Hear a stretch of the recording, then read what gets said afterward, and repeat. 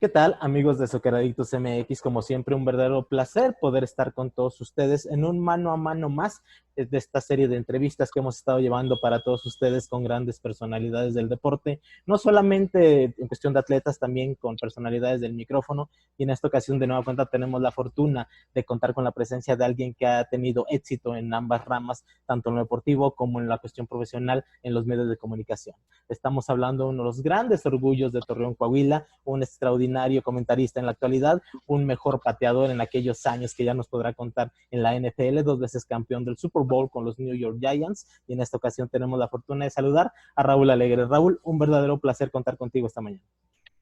Hola Ramón, y a tu grupo de Soccer Addicts, se llama, así lo tienen en inglés, o Adictos del Soccer. Soccer Adictos Muy bien, MX. muy bien. Muy bien, es un gusto que los adictos del fútbol o del soccer, que me encanta este deporte, estén en contacto conmigo, y aquí estoy a tus órdenes. No, pues muchísimas gracias, te agradecemos por esta charla para Socceradictos, que teníamos muchas ganas de poder platicar contigo. Hemos estado abriendo este espacio, Raúl, porque no todo es fútbol, también hay otras disciplinas, una de ellas es el fútbol americano. Tú eres uno de los grandes exponentes que hemos tenido en la historia de nuestro deporte. ¿Por qué? Porque militaste en la liga más importante de fútbol americano, como es la NFL.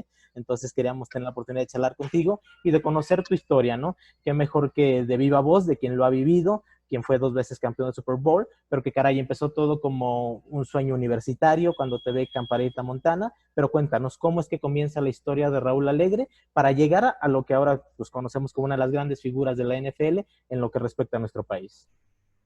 Pues todo comienza, como mencionaste, en Torreón.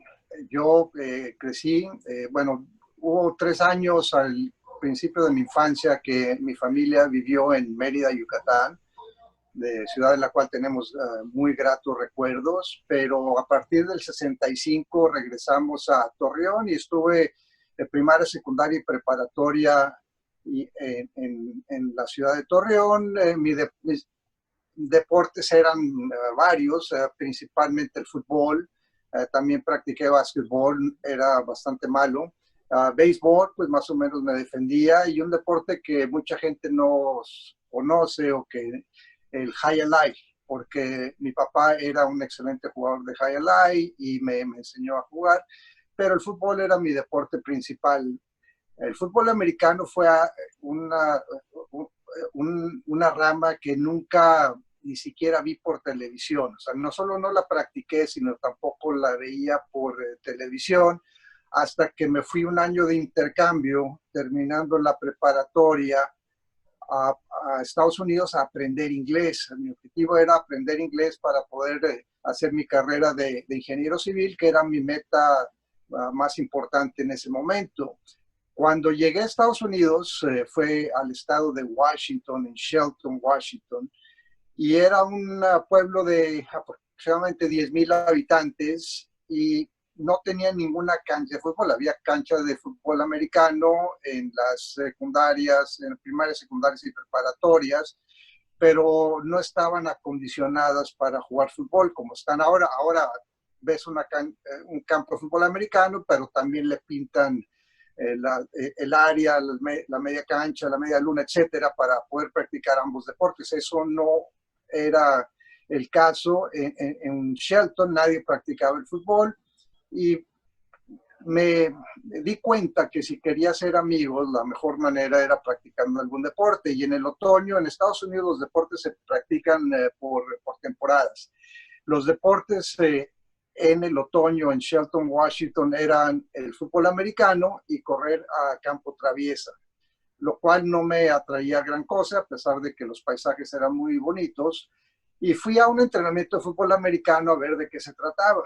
Me di cuenta que no tenía yo la corpulencia para jugar en la línea de linebacker o de corredor, no tenía la velocidad, la agilidad sí, pero la velocidad no, para jugar en la defensiva secundaria o de receptor. Pero me di cuenta que había un jugador de línea defensiva tratando de convertir puntos extras de punta, como se usaba antes. Era un jugador muy corpulento, que te diré un 1,94, 1,95, unos 105, 110 kilos de peso, y apenas las llegaba. Entonces pensé que eso era algo que yo podía hacer. En Torreón yo tiraba los tiros libres, o sea, tenía, como decíamos, cañón. Dije, pues quizá esto es una actividad, una parte del fútbol americano que yo puedo hacer.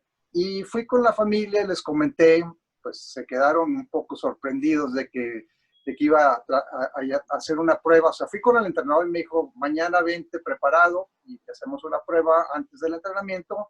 Pero el día antes, en la tarde, durante la cena, le comenté a mi familia adoptiva de Estados Unidos y pues hubo sorpresa, pero dijeron, bueno, aquí tenemos un balón de plástico, me dice, ¿has pateado? Le dije, no, nunca he pateado un balón de fútbol americano. Me dice, es diferente al del soccer. Entonces salimos y más o menos ahí le pegué por primera vez a uno. Tenían un arco así y pues trataba yo de pasarla por arriba. Y esa fue mi preparación antes de la prueba. Me presenté a la prueba con tachones de fútbol y me pusieron con el quarterback suplente para que me sujetara. Empezamos primero con puntos extras, 4, y los metí sin ningún problema. Y nos fuimos retrasando 5 yardas, moviéndonos de un lado para otro. Y no, o sea, no fallé ningún intento. Luego llegamos más o menos a la yarda 30 y ahí me di cuenta que el resto del equipo, que estaba dividido por posiciones, o sea, cada quien con su entrenador de posición, los de línea ofensiva con el de línea ofensiva, de línea ofensiva con su entrenador, etc. Pero en ese momento, como que todos pararon sus actividades y empezaron a ver lo que estaba haciendo.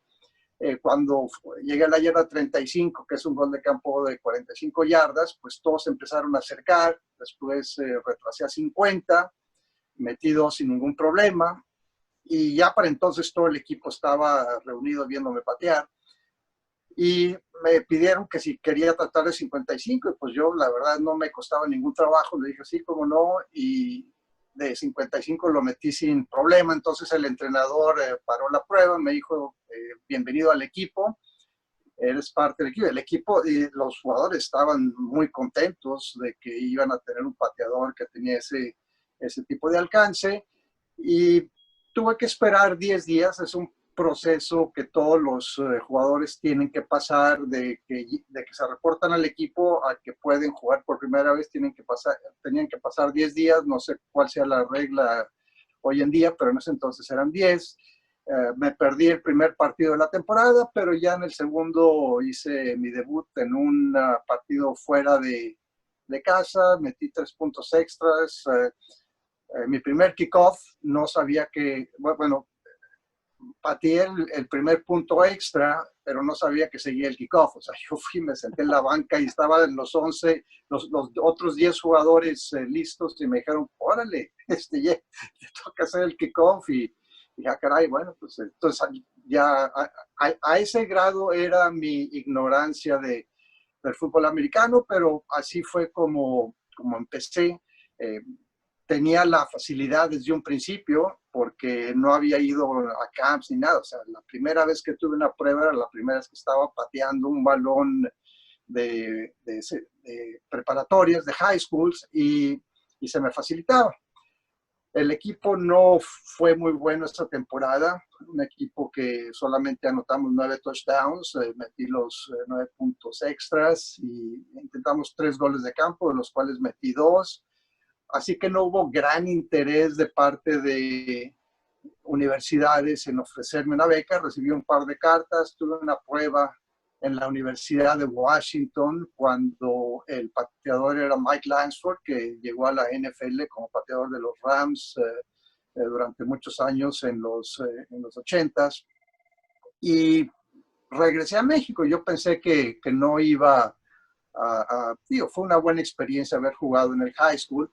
Pero antes de regresar, por ahí finales de abril, principios de mayo, cuando había acabado la temporada de lluvias en el estado de Washington, que llueve bastante, el entrenador me sugirió que filmáramos un video pateando. Entonces, ya para entonces ya podía meter goles de campo de 65 yardas, y filmó el video.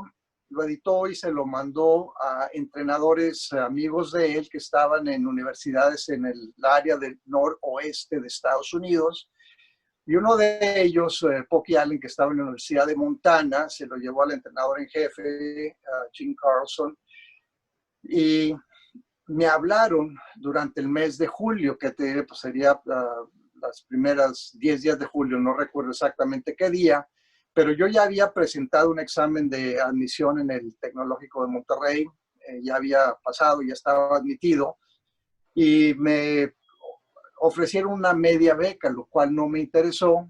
Les dije que gracias, pero era un gasto bastante alto para mi familia, sobre todo en dólares en ese entonces, estamos hablando del 78. Y la señora de la casa donde la que yo viví era mi contacto, era la persona que estaba platicando con la Universidad de Montana. Me habla 2 días después y me dice que ya me ofrecían una beca completa, pero que la Universidad de Montana no tenía facultad de ingeniería y mi sueño, mi objetivo era estudiar ingeniería civil y llegar a ser ingeniero. Así que decidí aceptar la beca por la oportunidad de jugar fútbol americano colegial en Estados Unidos, a sabiendas que no iba a terminar mi carrera en la Universidad de Montana, pero sabiendo también que los 2 primeros años en Estados Unidos las carreras tienen un tronco común, así que dije, bueno, puedo tomar 2 años en Montana y después de 2 años tomar la decisión ya sea de regresar a México o de buscar una universidad en Estados Unidos que tuviera una facultad de ingeniería civil. Así fue. Terminé en la Universidad de Texas, que tiene una de las mejores, de los mejores programas de ingeniería civil, especialmente en el área de estructuras. Y en 1980 me cambié a la Universidad de Texas y tuve que esperar un año por la regla de transferencias. Fue lo que se llama, es un redshirt, o sea, un año sin, o sea, dentro del equipo, pero sin ser elegible. Y en el 81 ya, o sea, en la primavera del 81 me ofrecieron la beca y empecé a jugar en el otoño del 81 en un equipo que quedó como número 2 a nivel nacional. Increíble el cómo comienzan las historias, como lo dices, ¿no? Por hacer amigos, por buscar esa situación de tener compañía y demás. Empieza un sueño que después lo vas nutriendo, te va interesando cada vez más el deporte. También lo tomas como una opción para la cuestión de las universidades.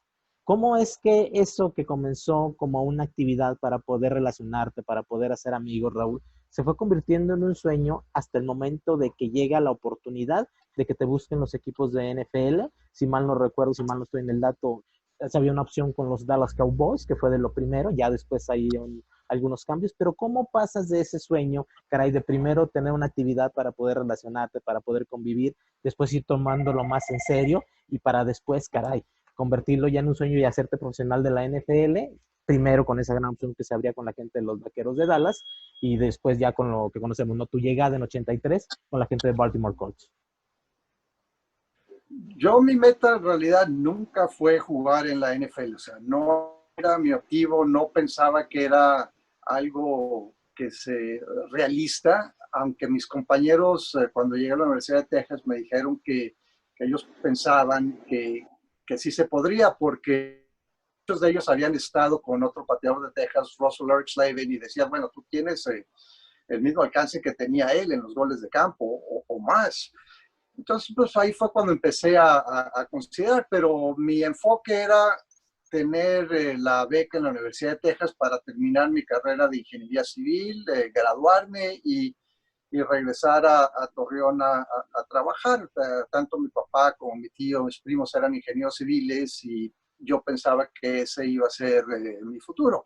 Pues empezó la temporada de 81, el equipo, te digo, jugó muy bien.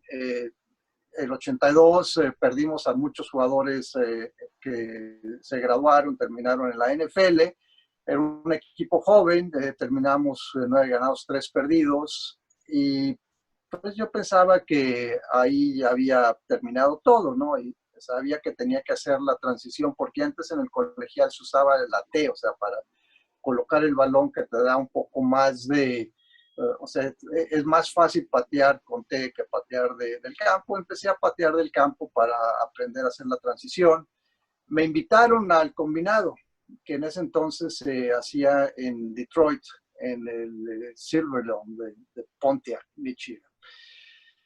Y me fue bien, pero, o sea, metí todos mis goles de campo, pero mi trayectoria no era muy alta, mis bolas curveaban mucho, y un entrenador me dijo que, pues, que él no pensaba que yo tenía futuro en la NFL. De hecho, me preguntó que si era buen estudiante, y le dije sí. Me dice, qué bueno, porque pues, no creo que tengas posibilidades de llegar a la NFL. Ese entrenador era Frank Gans, que en paz descanse. En ese entonces estaba con Filadelfia. Y pues yo pensé que no había o sea, posibilidades de llegar a la NFL, y vino el draft creo que fue el 26 de abril de ese año del 83. En ese entonces eran 12 rondas. Yo no pensaba que me iban a escoger en el draft, porque la otra liga, la USFL, USFL, había tenido su draft y no me habían seleccionado. Entonces dije, bueno, si la liga de segunda no me selecciona, pues mucho menos la NFL, y la USFL tampoco me ofreció nada. Así que mis expectativas eran muy bajas, pero un par de días, creo que el draft era en martes en ese entonces. Entonces, para el jueves me recibí un par de llamadas. Una era de Tommy Novis, un jugador que Texas todos lo conocíamos porque es uno de los jugadores legendarios de la Universidad de Texas. Él era el scout del equipo de Atlanta, de los Halcones de Atlanta o de los Falcons, que tenía de pateador a Mick Luckhurst, y me dijo que me querían invitar a la pretemporada. Pero también tenía un mensaje de Gil Brandt, y todos sabíamos en Texas, sobre todo viviendo en Texas, que Gil Brandt era una leyenda, famoso por descubrir jugadores que terminaron siendo All Pro. O sea, él había sido el gerente general de los Vaqueros de Dallas y el buscador de talento desde los inicios del equipo, y había seleccionado a jugadores como Bob Lilly, Randy White, o sea, muchos que, bueno, ya entonces Everson Walls, que era un agente libre que terminó siendo All Pro. Entonces le hablé a Gil Brandt, le contesté el mensaje, y me dijo que se interesaban en firmarme. Entonces tenía la opción de un equipo, Atlanta o Dallas, y en realidad la decisión no fue muy complicada. Aunque Atlanta ofrecía un salario más alto, que no era gran cosa, pero más alto, Dallas me ofrecía $5,000 por firmar, y la oportunidad de estar en un equipo que tenía unos reflectores muy, muy brillantes. O sea, Dallas había llegado 3 años consecutivos al campeonato de conferencia, pero también me ofrecía la posibilidad de estar o de competir contra Rafael Septien, que en ese entonces era considerado el mejor pateador de la NFL. Entonces dije, bueno, si en realidad pienso que puedo jugar, tengo que medirme contra el mejor. O sea, y si ahí me daré cuenta si tengo o no posibilidades. Y al inicio de la pretemporada, en realidad había mucha diferencia. Rafael era mucho mejor que yo.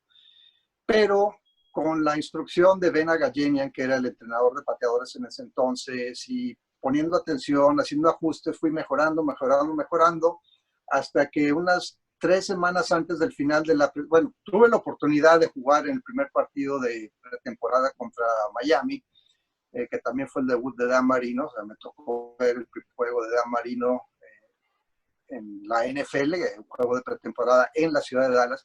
Tuve un intento de gol de campo. Bueno, Rafael metió uno de 51 yardas y yo metí uno de 52 en el primer tiempo, y fue eso junto con un punto extra mi única participación. Pero me di cuenta en ese entonces que estábamos parejos, y el resto de la pretemporada empecé a superarlo, porque ellos llegaban cuenta de todos los intentos y de los que fallabas y de los que convertías.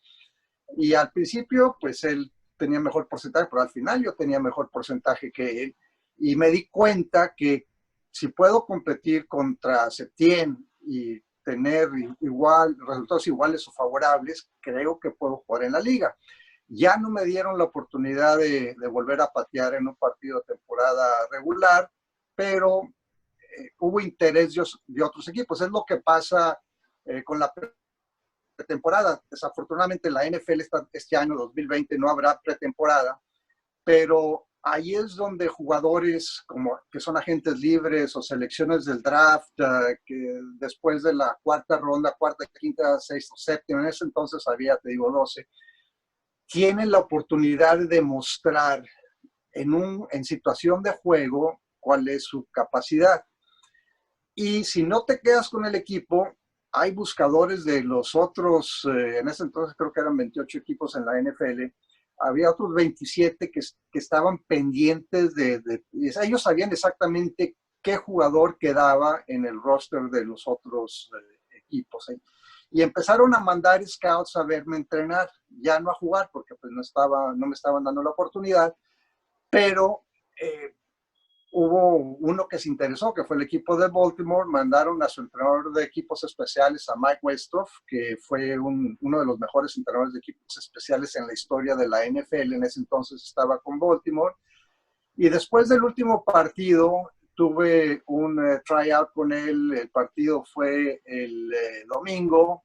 El tryout fue el martes por la mañana. Entonces, me fue muy bien. Westhoff habló con Ernie Accorsi, el gerente general de Baltimore, y dijo, vale la pena hacer un canje. Se dieron una 9ª selección por mí. Y ese día me fui a saludar a unos amigos en la ciudad de Dallas. Entonces, se efectuó el canje, pero el equipo no me localizaba. Entonces, ya tenían un vuelo para mí el martes en la tarde, pero como no me localizaron, hasta que llegué al hotel, pues que tenía unas 9, 10 de la noche, que tenía como 10 mensajes ahí de Gil Brandt desesperado por localizarme. No había celulares en ese entonces, pues me dijo, háblame a la hora que sea. Me reporté y me dijo, mañana tu vuelo es a las 6 de la mañana, o sea, miércoles. Así que pues volé muy temprano. Llegué a Baltimore, me llevaron al hospital a hacer los exámenes físicos, los cuales los pasé sin problema. Y tuve mi primera práctica, que fue un desastre. O sea, llegaba pues primero con la desmañanada, o sea, para agarrar un vuelo a las 6 de la mañana. Antes no había tantas medidas de seguridad, se podía llegar un poquito más tarde, pero pues tuve que empacar todo. Y me desvelé. Bill Bates, que era mi compañero de cuarto, me llevó al aeropuerto, me documenté, etcétera. Y pues es un viaje largo de Dallas a Baltimore, como 2 horas y media, casi 3 horas. Entonces llegué cansado y luego al hospital. La práctica fue desastrosa. Yo pensaba que ahí mismo me iban a decir adiós y te doy de baja, pero al día siguiente me fue mucho mejor. De hecho, me fue bastante bien el jueves. El viernes me fue muy bien. El sábado salíamos a Nueva Inglaterra, a Foxborough, para jugar contra el equipo de los Patriotas, donde tuve mi debut. Tuve 3 intentos, los metí los 3, incluyendo uno de 52 yardas al final del primer tiempo y uno de 33 yardas al final del partido para empatar y mandar el juego a tiempo extra. Luego en tiempo extra tuvieron un balón suelto que Johnny Cooks regresa para touchdown, y Baltimore ganó por primera vez en 2 años, porque en la temporada 82, que fue una temporada corta, que solamente tuvo 9 juegos por la huelga de ese año, habían quedado 0 ganados, 8 perdidos y 1 empatado. Entonces o sea, la afición de Baltimore estaba feliz y nos fueron a recibir al aeropuerto, y yo fui el foco de la atención en ese momento de periodistas y sobre todo de aficionados, y así fue como empecé mi carrera en la NFL. Increíble. Aparte, como bien lo dices, histórico no solamente en los New York Giants, también en la gente de Baltimore, porque le regalaste una victoria. Fuiste parte de ese equipo que de nueva cuenta le dio esa satisfacción a la gente de Baltimore de ver a su equipo ganar cuando venía una temporada tan terrible como la que habían pasado. Y comenzaba una historia que sería, caray, histórica para un jugador mexicano en la NFL. No tenemos muchos, Raúl, tú eres uno de los grandes que ha participado, uno de los pocos que se ha tenido esa capacidad y ese talento para ganar un Super Bowl, no solamente uno, sino 2. ¿Cómo fue esa etapa con Baltimore, que fue corta, fue de 2 años? para después pasar al equipo con el que realmente te consagrarías, con el que obtendrías los mejores resultados de tu carrera y con el que tendrías esa gran oportunidad al lado de un tipo fantástico, un tipo también histórico de la NFL como lo es Bill Parcells, de coronarte 2 veces campeón del Super Bowl. Empecé, como mencionas todo, en Baltimore. Fui parte del último equipo de Baltimore y del primer equipo en Indianápolis. Estuve con los Colts, con los Potros 83, la temporada 83, 84 y 85. La temporada 83 fue excelente. Fui nombrado All Pro por varias publicaciones. La oficial quedé como segundo equipo, pero en otras quedé en el primer equipo. Metí 30 goles de campo en 35 intentos, 6 de ellos fueron la diferencia en victorias del equipo. Y estaba ya entonces considerado como uno de los mejores pateadores de la NFL. Nos cambiamos a Indianápolis, en la famosa mudanza en medio de la noche que se dio en marzo del 84. Yo estaba de regreso en la Universidad de Texas, terminando mi último semestre de Ingeniería Civil. Y llegamos a Indianápolis a practicar en unas instalaciones temporales. Era una primaria que acondicionaron, que tenía un buen campo de pasto, y luego construyeron otro artificial. Los salones los acondicionaron para juntas, el gimnasio, ahí era el training room. Y el equipo pues no le fue muy bien. Creo que ganamos 5 partidos esa temporada. No tuve muchos intentos, los intentos por lo general eran bastante largos. Despidieron a Frank Kush, el entrenador en jefe. El año siguiente, en el 85, contrataron a Rod Dowhauer, que era un coordinador ofensivo que había estado con Arizona. Y cuando llegó, pues había muchas expectativas, pero el nivel de talento del equipo era bastante bajo. O sea, nuestras expectativas, en realidad, yo me daba cuenta que teníamos muchos huecos en posiciones importantes. Y así fue. O sea, que esa temporada creo que ganamos 4 juegos nada más. No tuve una gran campaña. A Dowhauer yo no le caía muy bien, que digamos. Entonces, en el 86 firmaron a Dean Biasucci, que ya había estado con el equipo, un excelente amigo, excelente pateador. Y tuvimos una pretemporada en el 86 bastante cerrada. Prácticamente terminamos igual, Dean y yo, en los goles de campo que inventamos y en las prácticas. Pero yo sabía que Dowhauer ya, de hecho habían seleccionado a un pateador en el draft del 86, a Chris White. Y yo sabía que mi etapa con el equipo de Indianápolis iba a llegar a su final, y así fue. Se confirmó un día después del último partido de pretemporada. Me hablaron, me dijeron, pues te acaban de dar de baja. Y la verdad estaba, a pesar de que lo esperaba, en el momento en que te dicen, pues sientes muy feo, estás muy triste. Empecé a trabajar como ingeniero civil en el departamento de transporte del estado de Indiana. Indianápolis es la capital. Me asignaron al área de puentes y carreteras, al principio en escritorio, después me mandaron a supervisar, y pues estaba contento, pero al mismo tiempo no perdía yo la esperanza de volver a jugar en la NFL. Llegó la primera semana de temporada regular, y a Mark Mosley, que estaba con el equipo de Washington, no le fue muy bien en su primer juego, y me invitaron a hacer un tryout en Washington. Y me dijeron, bueno, en este momento no queremos hacer un cambio, pero si Mark no mejora, y al final de cuentas creo que lo dieron de baja en la semana 6 y contrataron a Max Sendejas, si no funciona, tú eres el primero en la lista. Entonces eso me dio muchas esperanzas. Me regresé muy contento a Indianápolis, y me di cuenta que cuando llegué en el buzón del teléfono tenía un par de mensajes. Uno era de parte del equipo de Buffalo, Bill Polian, el gerente general, y otro era los Gigantes de Nueva York, Harry Humes, el asistente de gerente general. Entonces, pues dije, bueno, sabía yo que los Gigantes era un equipo contendiente y que Buffalo iba a tener, era un equipo que tampoco no tenía gran talento en ese momento. Entonces decidí regresar la llamada del equipo de los Gigantes. Programamos un tryout días después y me presenté y tuve el mejor tryout que he tenido en mi vida, pero o sea, decidieron contratarme, pero un malentendido con Bill Parcells y se enojó y dijo que se vaya mucho a ya sabes dónde. Y regresé ese día a Indianápolis, pues sorprendido primero que nada, pero triste porque pensaba que mi oportunidad de jugar con un equipo contendiente había terminado.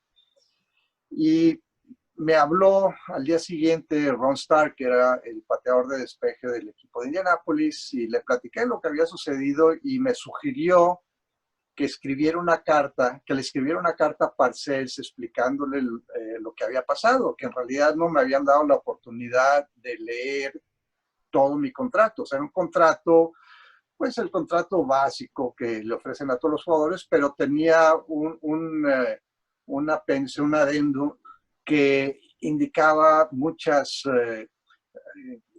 bonos y muchas cláusulas que me podían ayudar a ganar más si las cumplía. Y cuando pues, le expliqué a Parcells, y al final terminó la carta diciendo, bueno, usted firmaría un contrato que no tuvo la oportunidad de leer por completo. Hasta luego. Gracias, Raúl Alegre. Y días después me habló cuando leyó la carta y me dijo, ok, pues saca papel y pluma, te voy a dictar todos los términos de tu contrato, o sea, los que te faltan, los que no acabaste de leer, y revísalos con tu agente, si, con calma. Y si mañana me dio su número privado y me dice, si no me has hablado para las 10 de la mañana, hora del este, voy a asumir que no tienes interés en estar con nosotros, con los Gigantes, pero si te interesa, háblame y vas a ser nuestro pateador. Y esto estoy hablando, era el lunes antes de la cuarta semana, del partido de la cuarta semana que los Gigantes iban a enfrentar a Nueva Orleans. Y pues ya después de revisarlo con mi agente, era un contrato no así extraordinario, pero un contrato justo, decidí aceptarlo, le hablé a Parcells, volé esa noche a la ciudad de Nueva York, a Newark, a Nueva Jersey, y el miércoles me presenté a entrenar por primera vez con los Gigantes, ya firmé con ellos y como dicen, el resto es historia. Pero una historia bastante exitosa. Estamos hablando de 2 títulos de Super Bowl, 2 anillos que tiene ya en su poder el buen Raúl Alegre, uno de los grandes jugadores de fútbol americano, histórico, en una posición que de repente perdemos de vista la importancia que tiene el pateador en el fútbol americano, Raúl. Es vital la posición. Es cierto, no tienes mucha actividad durante los partidos, pero entras en los momentos precisos, en los momentos justos, en los momentos de presión. Un punto extra puede ser la diferencia para poder ganar un partido, un gol de campo, por supuesto, para definirlo. Y esta historia con los Gigantes, esa historia con los famosos Giants de la gente de Parcells, te tiene como uno de sus grandes, ese número 2, siempre importantísimo, el pateador que entraba en los momentos importantes y hacía lo justo, hacía lo necesario, lo hacías saber fácil, como bien lo dices, por la facilidad que tenías de conectar los goles de campo. ¿Cómo fueron esos 2 Super Bowls? ¿Cómo fueron esos 2 títulos de la NFL que tuviste la oportunidad de ganar con el equipo de los Gigantes en los Super Bowl 21 y en el Super Bowl 25? Bueno, primero que nada, la primera vez que estuve presente en una práctica con los Gigantes, me di cuenta de la diferencia de talento entre Nueva York e Indianápolis. O sea, era, que te diré, así. Y en base a eso pensé que había buenas posibilidades. Jugamos el primer partido contra Nueva Orleans, creo que empezamos perdiendo 17-0 y ganamos, creo que 27 a 17, una cosa así.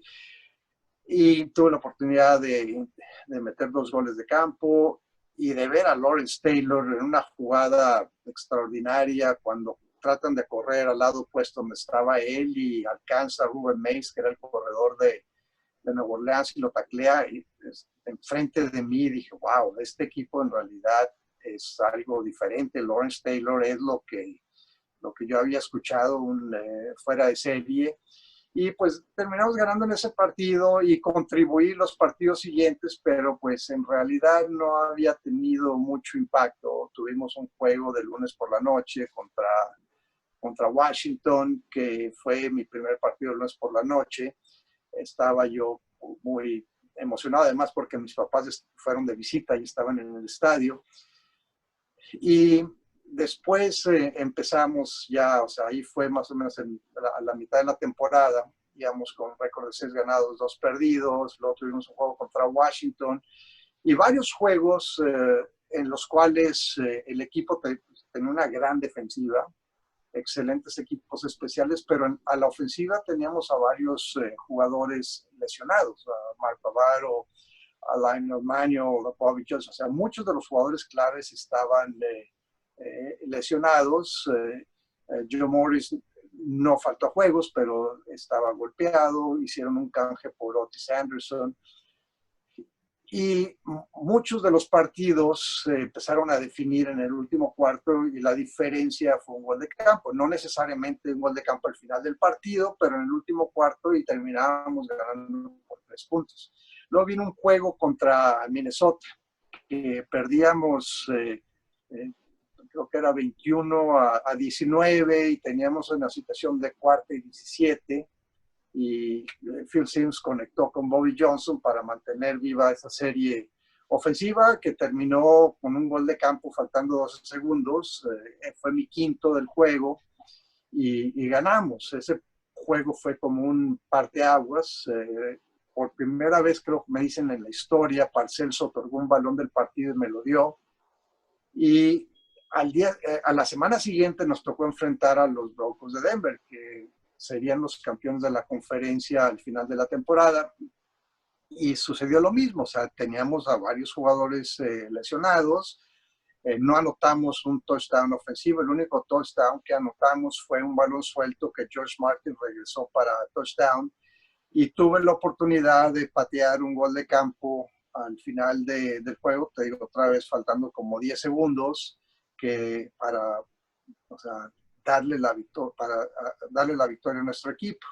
Y de ahí en adelante el equipo, teníamos 2 juegos muy complicados, visitando a San Francisco un lunes por la noche, también perdíamos 17-0 y terminamos ganando 21-17, y luego visitando a Washington. O sea, y una vez que ganamos esos 2 partidos, pensamos que el equipo no había manera que nos frenaran y arrasamos. De ahí en adelante, después de ese juego contra San Francisco, arrasamos a todos nuestros rivales. Se recuperó Bavaro, se recuperó Lionel Manuel, Bobby Johnson, todos los jugadores importantes de la ofensiva estaban de regreso y el equipo terminó ganando, o sea, el último partido de la temporada ganamos algo así como 55-24 contra Green Bay, y después un juego contra San Francisco, creo que quedó 49-3, si mal no recuerdo, y 17-0 contra Washington, y en el Super Bowl, después de un primer tiempo complicado, que perdíamos 10-9, terminamos arrollando a Denver y siendo campeones del Super Bowl. Ese Super Bowl fue importante porque yo fui una parte fundamental que contribuyó a varias victorias del equipo. El Super Bowl de la temporada 90, que fue el Super Bowl 25, fue muy diferente porque inicié la temporada como el pateador titular. Habían seleccionado a Matt Stover en el draft, pero al final de cuentas Parcells decidió que yo iba a ser el titular. Empecé muy bien los primeros 3 partidos, pero en uno de esos partidos, en un kickoff, me di un tirón. Ya había sufrido yo tirones en el 88 y en el 89, el resultado de una tacleada que tuve en el 88, y me pusieron en la reserva de lesionados y de ahí no salí. Contrataron a Matt Bahr, un excelente pateador que había ganado el Super Bowl con el equipo de Pittsburgh, y pues yo pensé que me iban a dar de baja. Lo único que me mantuvo en el equipo fue que una vez ya recuperado tenía que competir contra Matt Barr día con día y demostrar que era mejor que él.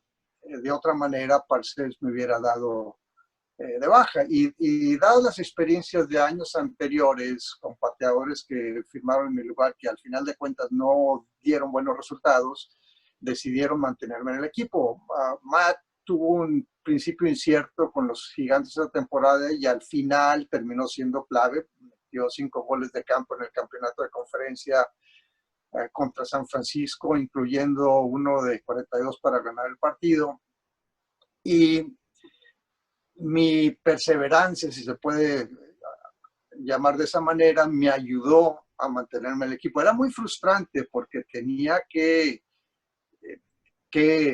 ser prácticamente perfecto durante las prácticas, tenía que esforzarme al máximo, pero sin la recompensa de poder jugar los domingos en los partidos. Entonces, ese anillo de Super Bowl para mí es muy importante, le tengo mucho cariño, porque me demostró que en una situación completamente adversa, frustrante, no dejé de luchar y fue un premio, se puede decir, a la perseverancia y a no perder la fe. O sea, ya no, o sea,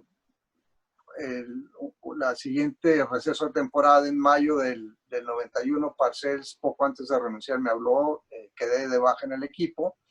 Más tarde me volvieron a contratar cuando Barr se lesionó. Estuve 5 semanas con los Gigantes, después me volvieron a dar de baja. Y 3 semanas después me firmaron los Jets para jugar el último partido de temporada regular, un partido que el ganador entre los Jets y Miami, un juego que iba a ser en Miami, avanzaría a playoffs y terminamos ganando un juego que empaté para mandar a tiempo extra y luego metí el gol de campo de la victoria en tiempo extra. ¿Cómo son las cosas? ¿No? Éxito total con el conjunto de los Giants. Dos caras muy distintas del Super Bowl, con los dos que tienes la oportunidad de ganar, fantástico. En una siendo parte primordial del conjunto de Parcells. En la otra, como bien lo dices, un premio a tu perseverancia, un premio a tu voluntad, al estar siempre ahí presente, al haber sido una pieza fundamental de las temporadas anteriores con el conjunto de los Giants. Y cómo precisamente en la parte final de tu carrera, Raúl, vas a, pues, al enemigo deportivo de los Giants, ¿no? El que está precisamente también en Nueva York, que son los Jets, y cómo en el primer partido en automático colaboras para que el conjunto se pueda meter a la postemporada. Sí, o sea, no hay tanta enemistad como la gente piensa entre los Gigantes y los Jets. De hecho, coincidimos durante la temporada y fuera de temporada en muchos eventos sociales de beneficencia y hay en realidad una gran amistad. Los aficionados es diferente, sí hay mucho pique entre los aficionados de los Jets y los Gigantes, pero no entre los jugadores. Diferente a nuestros rivales. Nuestros rivales principales eran los de la división Washington, Filadelfia y Dallas. Pero pues sí fue circunstancial que los Jets tenían un excelente pateador en Pat Leahy que se lastimó la espalda, no estaba en condiciones de jugar el último partido y me firman para ese juego que terminó siendo el juego que decidió que regresaran a los playoffs. Después creo que habían pasado 5 años que no habían estado el equipo de los Jets en playoffs. Caray, números impresionantes. Ya hablando de la cuestión de la parte final de tu carrera, Raúl, ¿cómo se toma esa determinación de decir, hasta aquí llegamos, una carrera exitosa con 2 Super Bowls dentro ya de tu palmarés con los Gigantes de Nueva York, pero cómo se toma esa decisión que no debe ser fácil, solamente ustedes como deportistas tienen esa posibilidad de decirnos realmente cómo es que se sienten, cómo es que pasan de un momento en el que saben que van a tener que dejarlos emparrillados. Ahora sabemos que eres un extraordinario comunicador, un gran periodista, pero ¿cómo es ese proceso, esa transición de decir, voy a tener que dejar ya el campo del fútbol americano porque ya llegó mi momento de retirarme de lo que es el fútbol americano profesional? Pues no eran mis intenciones. Yo en el 92 me reporté a la pretemporada con los Jets pensando que lo que había hecho el año anterior me iba a ayudar a quedarme en el equipo, pero un día después del inicio de la pretemporada, me habló mi mamá para comunicarme que la habían diagnosticado con linfoma no Hodgkins en etapa 4, que para la gente que ha tenido experiencias con el cáncer sabe que la etapa 4 es la etapa más complicada. Y pues para mí fue una ducha de agua fría, de agua helada. Al día siguiente le pedí al entrenador que me permitiera, era Bruce Coslett, que me permitiera volar a Monterrey, donde le iban a hacer los exámenes a mi mamá. Me ausenté solamente una semana de la pretemporada para estar con ella, y cuando me reporté, pues me costó un poquito de trabajo entrar en ritmo. No estaba al nivel que yo esperaba, pero lo fui recuperando poco a poco. Al final de la pretemporada ya estaba yo otra vez en excelente nivel, pero pues decidieron quedarse con un pateador bastante mediocre, Jason Starowski, que era más joven. Creo que eso fue el factor determinante, más joven y por consiguiente cobraba menos. Y así les fue. O sea, a Starowski les costó, fue el responsable de derrota en los primeros 2 partidos. Y ya después, digo, pensé que los Jets me iban a volver a hablar, pero no, decidieron ir por otro pateador.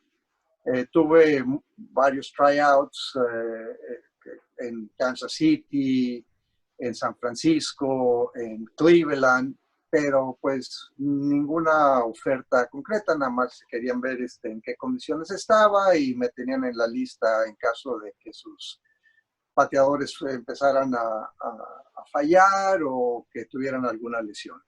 Entonces, pues, durante esa etapa fue un proceso en la cual había nacido ya mi hija mayor, tenía meses, y decidí que quizás era el momento indicado para hacer un cambio. Ya me había inscrito en la Universidad de Texas con la idea de hacer una maestría, un MBA, y en marzo del 93 decidí mandar mi solicitud ya de retiro oficial.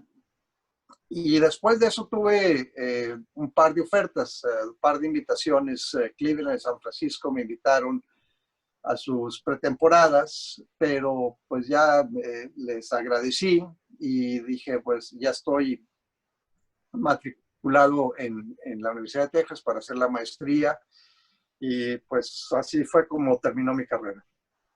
Una carrera de éxitos, una carrera que te proyectó y que te tiene hasta el momento en la historia, Raúl, como uno de los grandes, pero grandes deportistas de nuestro país, y que podemos decir de cuestión de fútbol americano.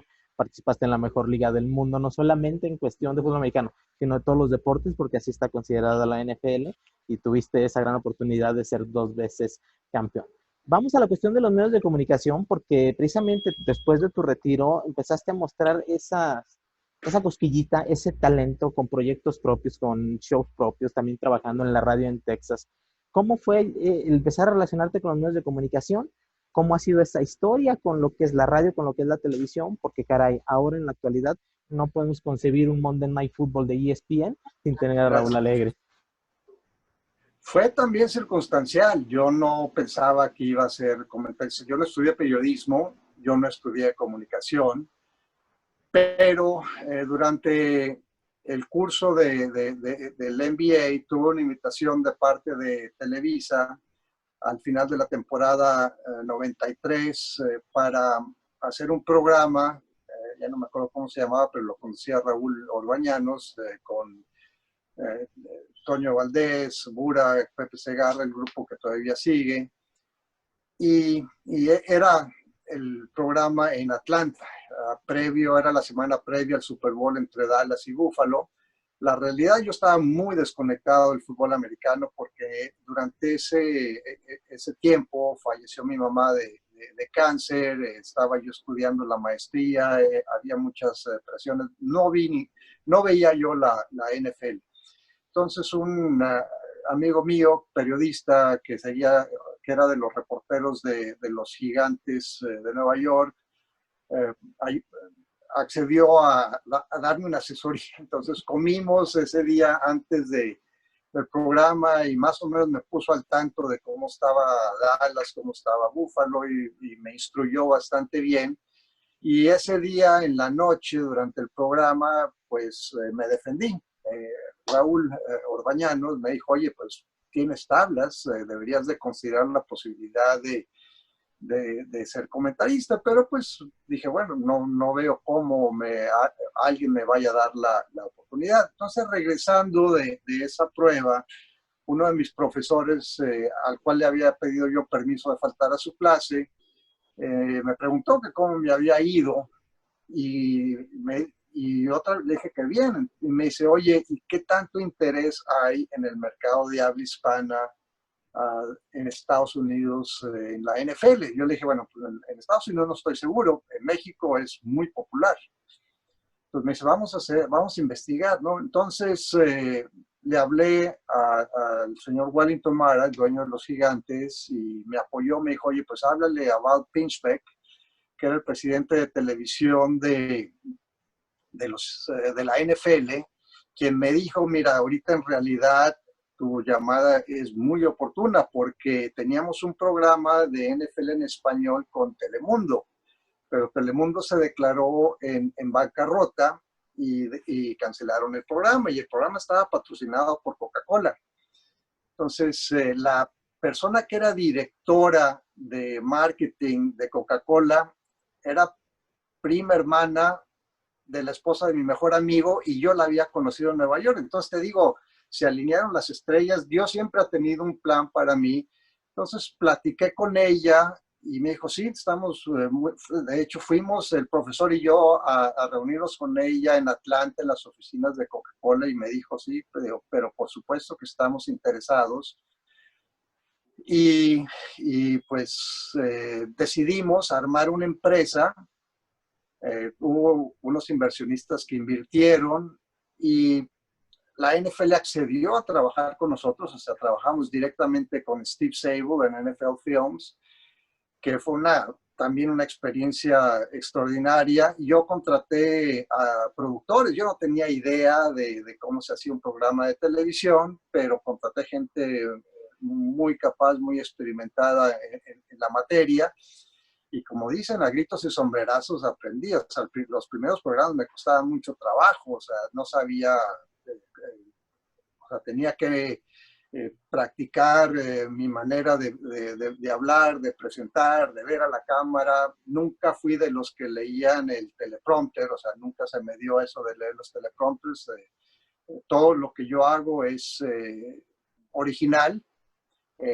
Trata de ser espontáneo, nada es preparado, así que empecé y poco a poco, a través de aprendizajes, de fallar y tratar algo nuevo, fallar y tratar algo nuevo, fui saliendo y el programa terminamos grabando 44 programas. O sea, no quisieron darnos el uso de que nuestro programa tuviera el nombre de la NFL relacionado, pero un programa de fútbol americano que se llama Super Show Deportivo, porque pensamos que a lo mejor podíamos hacer otros deportes más adelante fuera de temporada.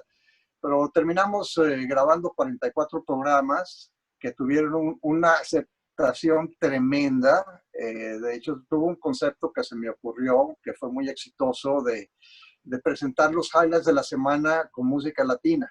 Presentábamos o sea, de todo, desde salsa, mariachis, cumbias, todo. Y teníamos un editor que venía de Hollywood, se había cambiado a Austin, que hacía un trabajo extraordinario, y ese segmento quedó nominado para un programa internacional en Nueva York, o sea, y terminó en segundo lugar a la producción de la CBS de las Olimpiadas. Entonces ahí fue cuando la gente me empezó a ubicar, porque yo era el productor ejecutivo.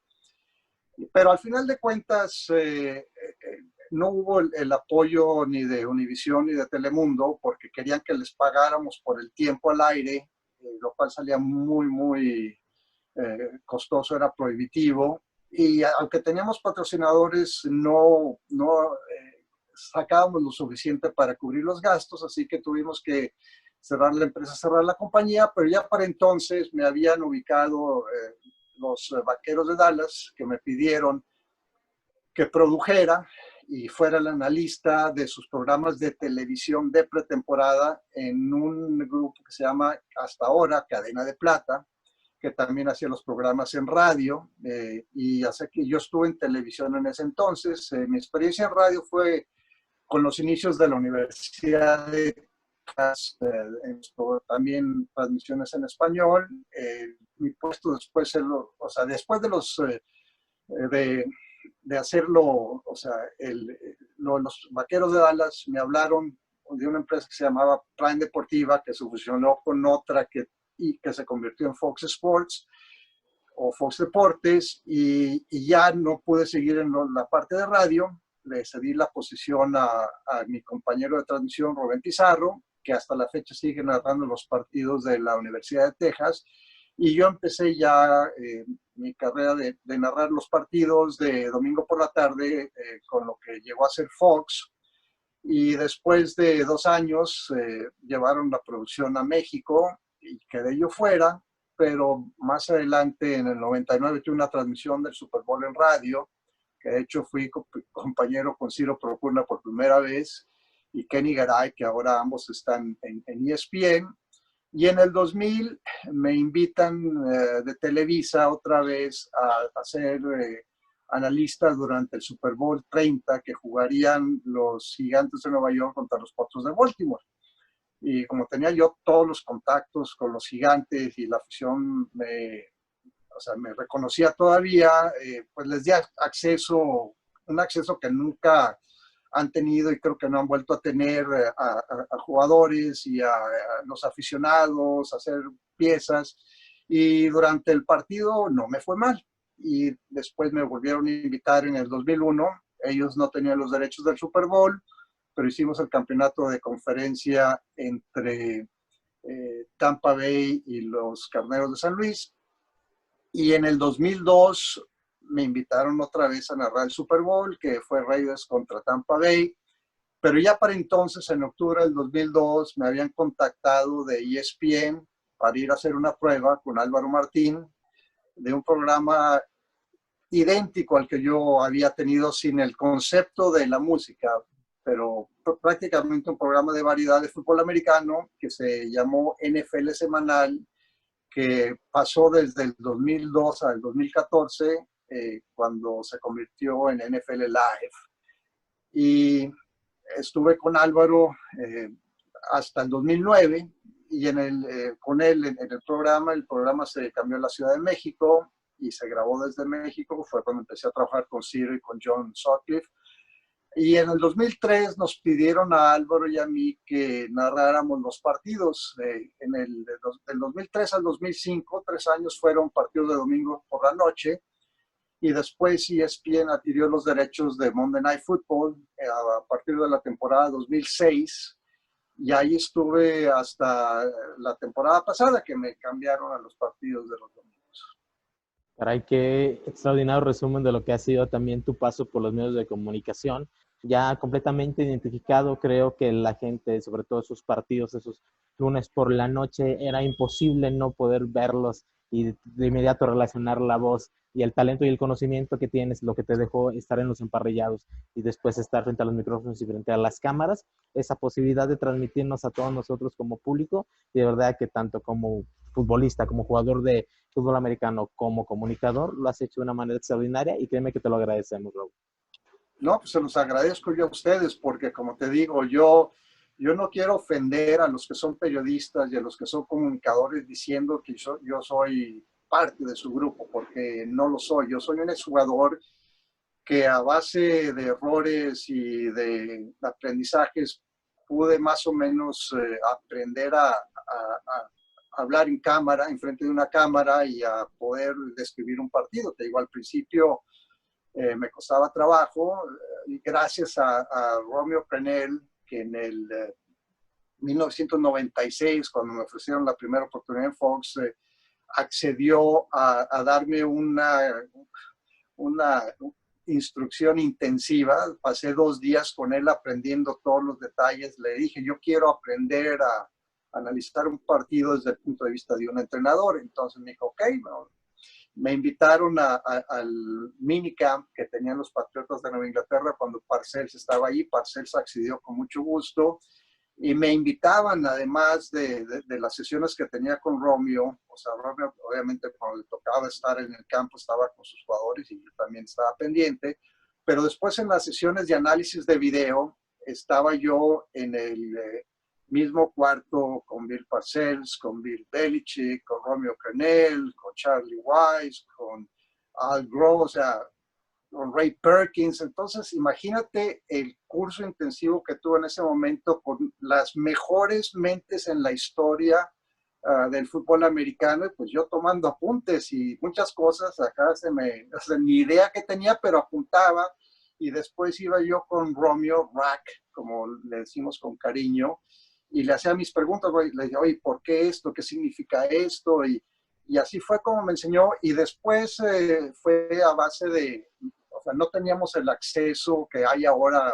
Game Pass es una cosa fabulosa que te ayuda a ver no solo la transmisión de televisión, sino también el video de los coaches, que era el video con el cual yo tuve la oportunidad de practicar con Romeo.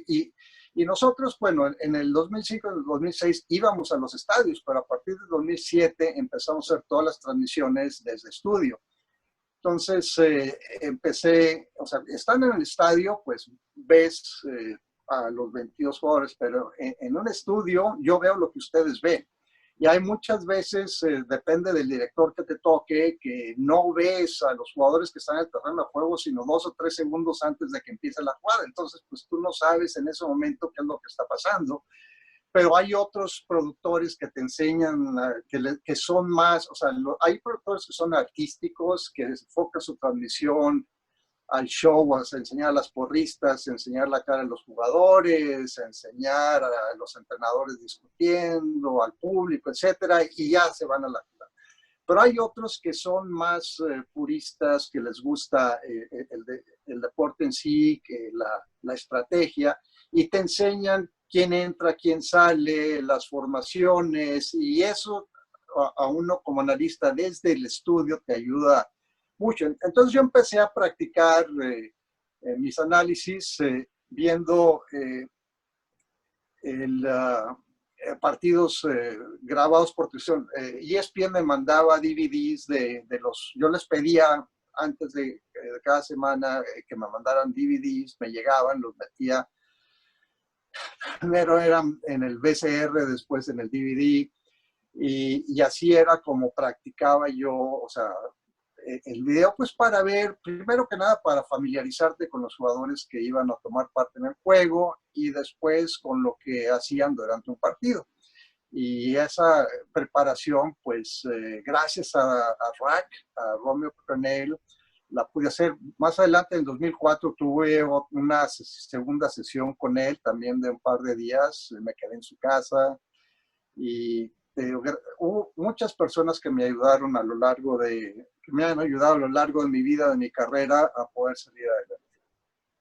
Una trayectoria verdaderamente fantástica, no solamente como jugador, como profesional del fútbol americano, con 2 títulos de Super Bowl, también como analista. Dices que no eres comunicador, yo en lo personal creo que sí, lo haces de gran manera. Creo que ese hándicap que tienen los deportistas de haber practicado la disciplina y después podernos expresar a nosotros y explicar lo que es cada una de ellas como público, de verdad que es algo que nada más ustedes lo van a tener. Y claro que eres un gran comunicador, eres de las voces referentes de ESPN.